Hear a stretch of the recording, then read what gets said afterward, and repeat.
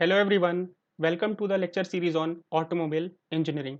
Today we'll discuss about anti-lock braking system and EBD, and we'll discuss the effect of traction and control.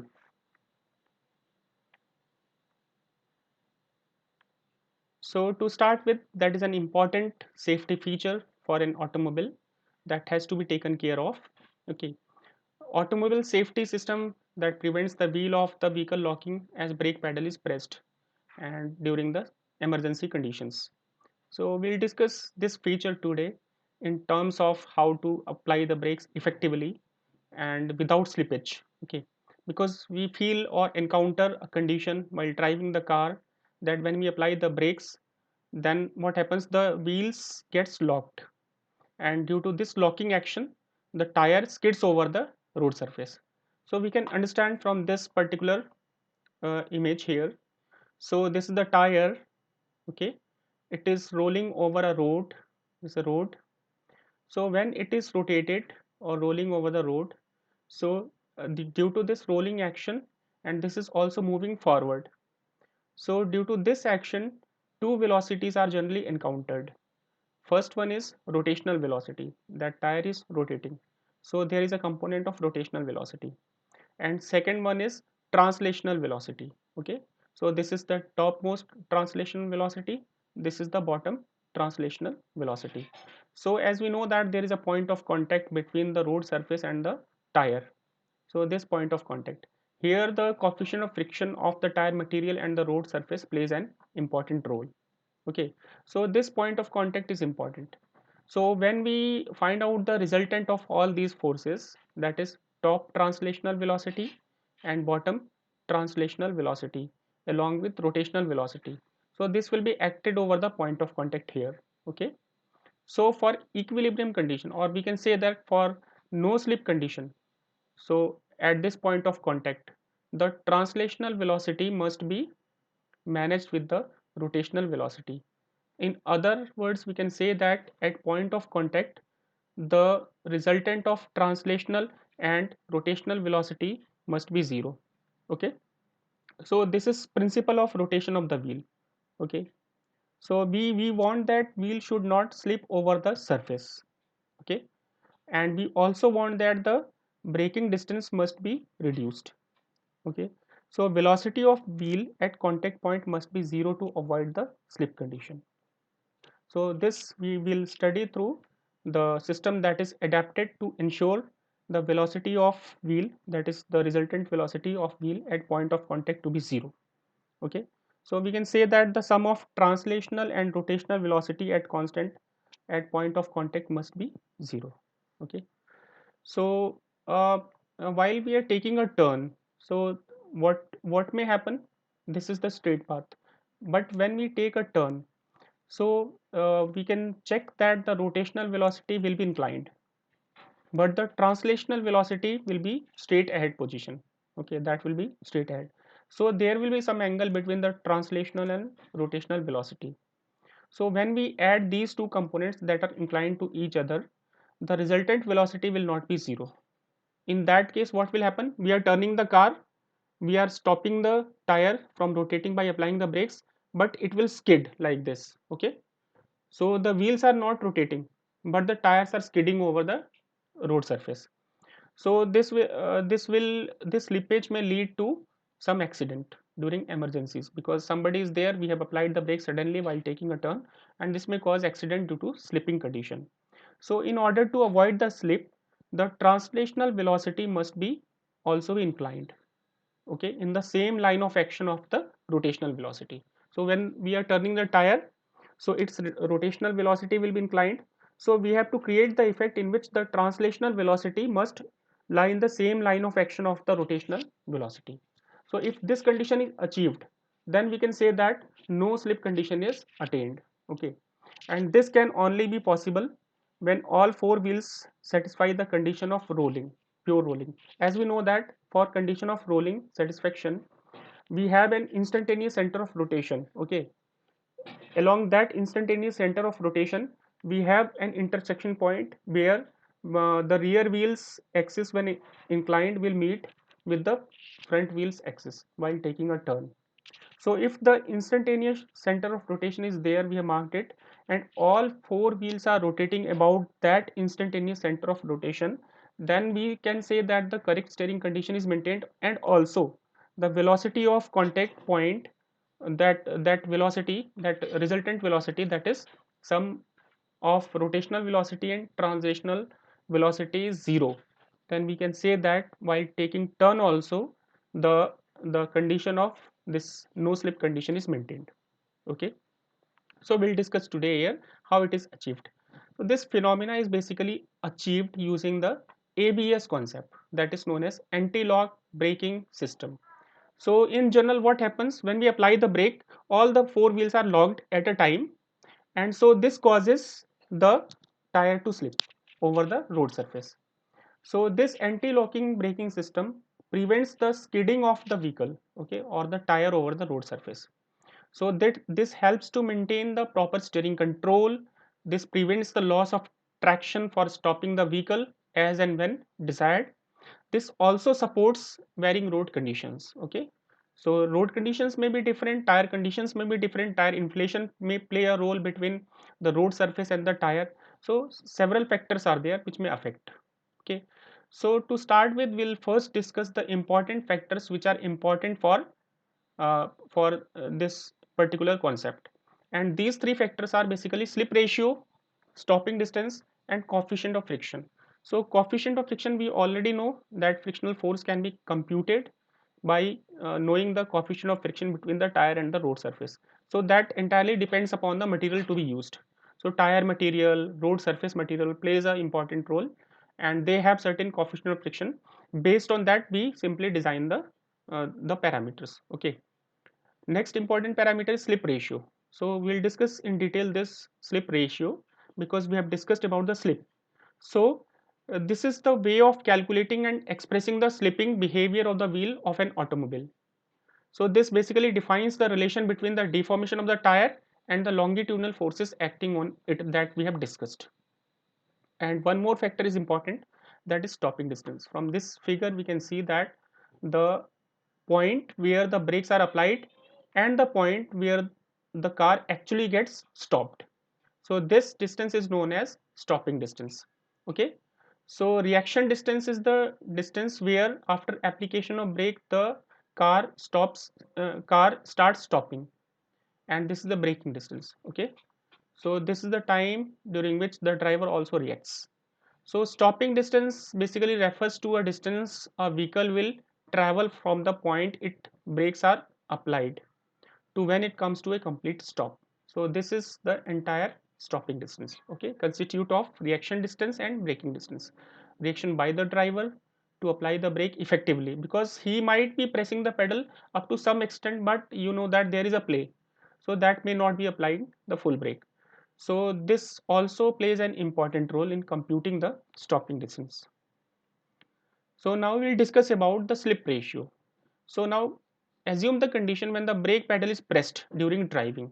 So the wheel speed and the car speed decreases, both will be decreased. Okay, so presume it, the car speed will be less, will be going towards the decrement side, and the wheel speed will also decrease, but there is no direct correlation between the wheel speed and car speed. Okay, so there is no correlation between the wheel speed and car speed, that depends upon several factors. So there may be evidences that the wheel speed is different than the car speed. So the non-correspondence between the wheel speed and the car speed is called slip. There is a difference between the speed of the wheel and the car, and that difference is known as slip. And the magnitude of slip is defined by the factor known as slip ratio.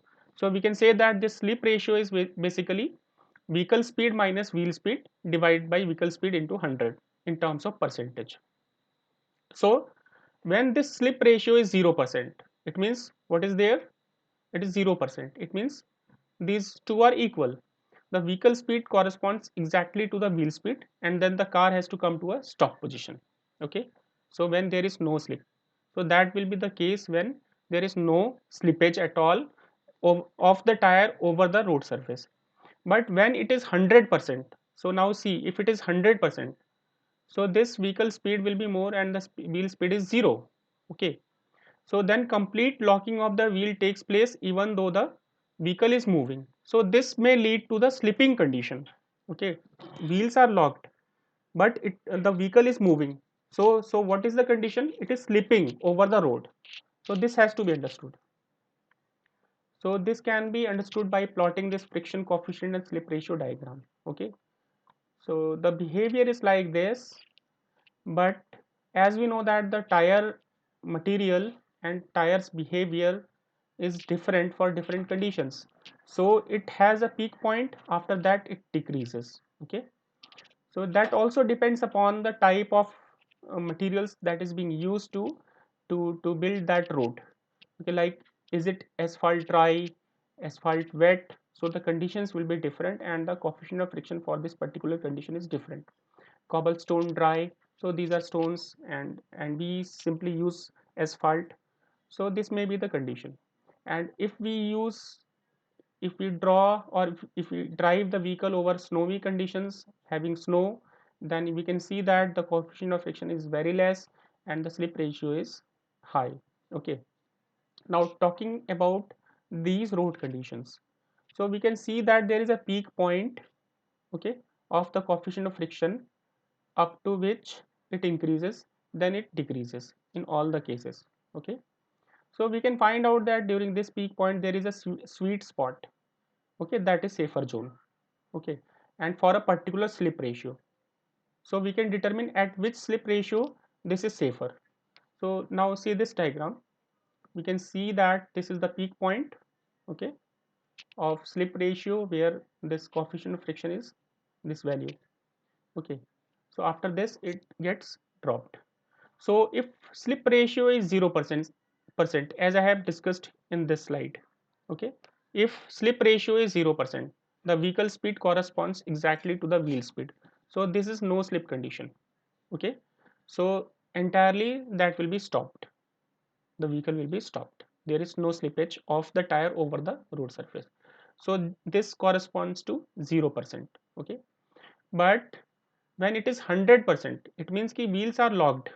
Okay, see this point, wheels are locked but still the car is moving, so this is 100%, and this may cause accident. Okay, so we have to maintain or work over this area over which there is a peak is observed. Okay, so 5%, 10% before that and 10% after that we can operate, that is stable zone. And in fact this peak point, up to this peak point we can correlate as most stable zone. Okay, so here the anti-lock braking system plays an important role. So it acts the wheel or car in this particular condition where there is no slip is observed. So how it is achieved? Basically, the brakes are not applied suddenly, rather they are applied gradually. Okay, like we apply the brake, release, apply, release, apply, release.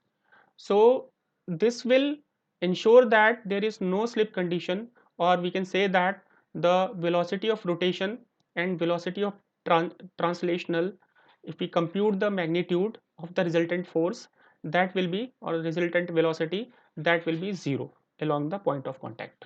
So this is achieved by using a ABS system in which the brakes are applied, released within fraction of seconds, and this is done by using some electronic means. Okay, so electronic brake force distribution will also see.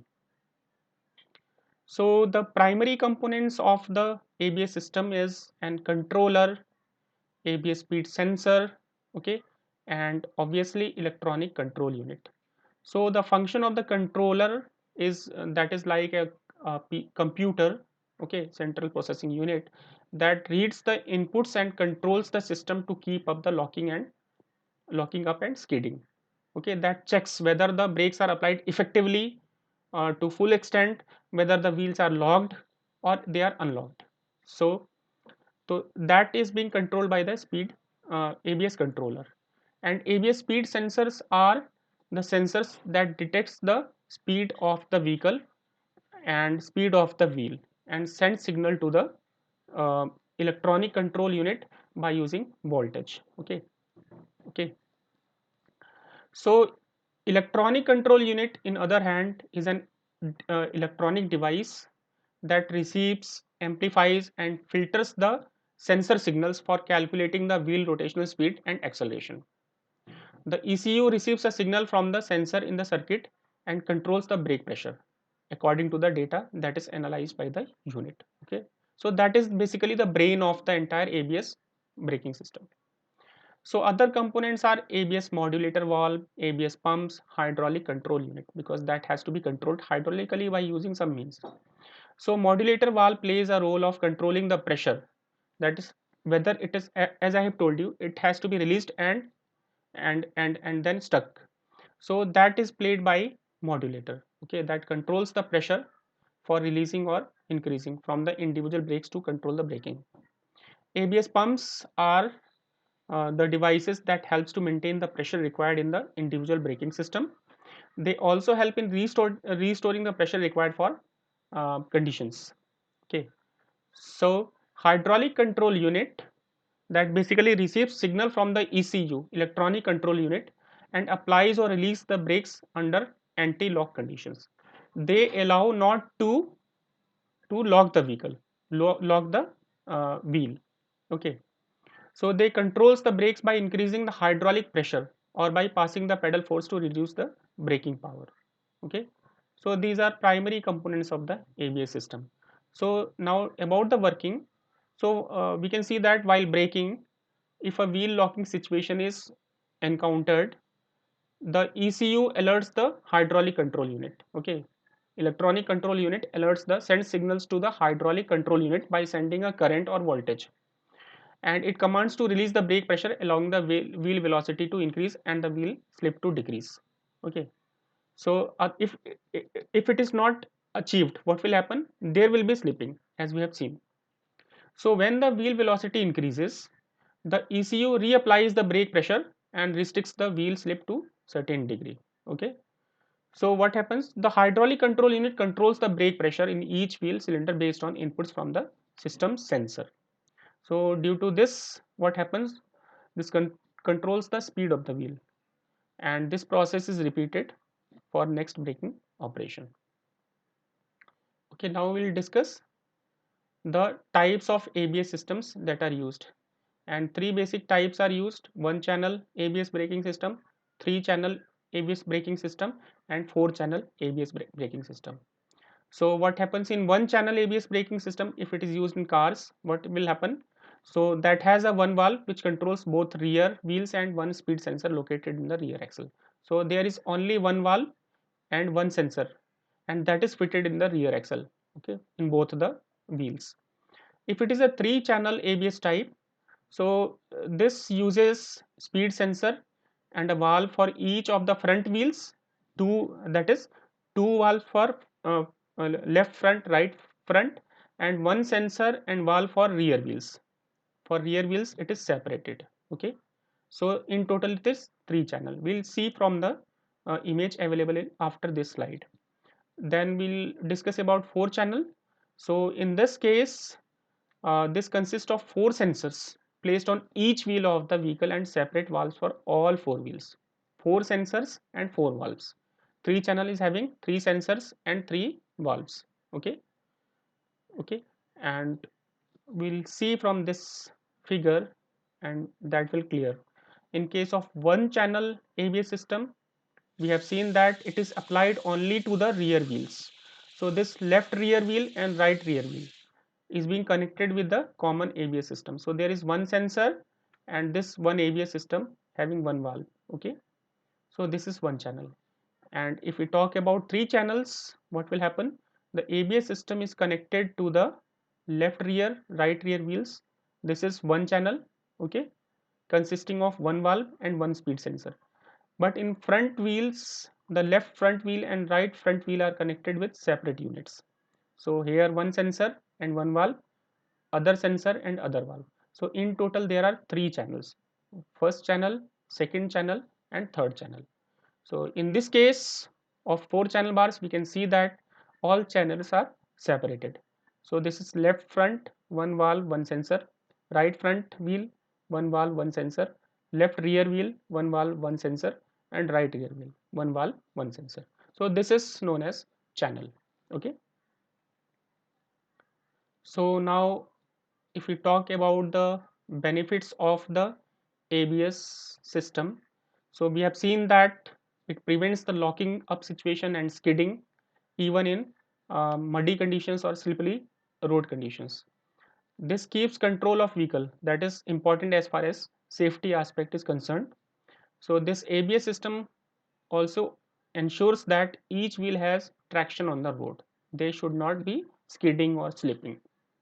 So limitations are that some of the drivers even often report that there is some braking efficiency decrement. Okay, so that is because of the some system not working properly.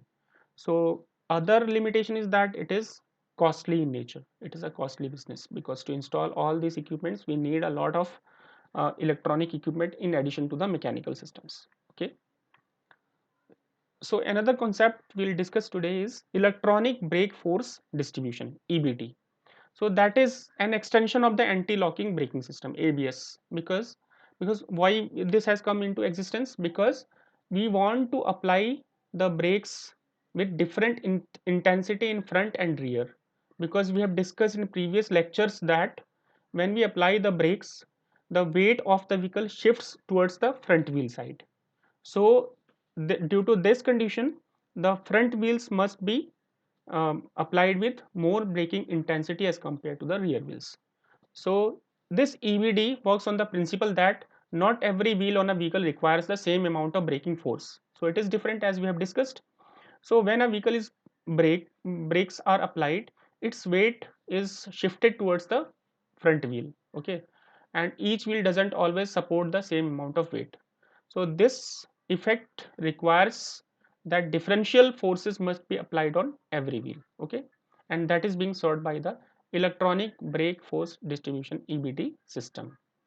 Okay, so this also prevents the loss of traction between two tires if they are under different working conditions. Say if we are taking a turn, so rear inner wheel will be having different condition than the outer wheel. It has to travel more, it has to travel less.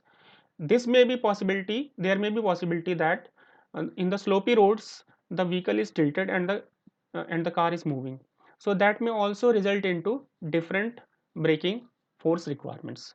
Okay, so this EBD aims at ensuring the right braking force for every wheel separately by sensing its condition. So ultimately it has the similar units as its components like speed sensors, electronic control unit and brake force modulus. So this was regarding the anti-lock braking system and EBD system.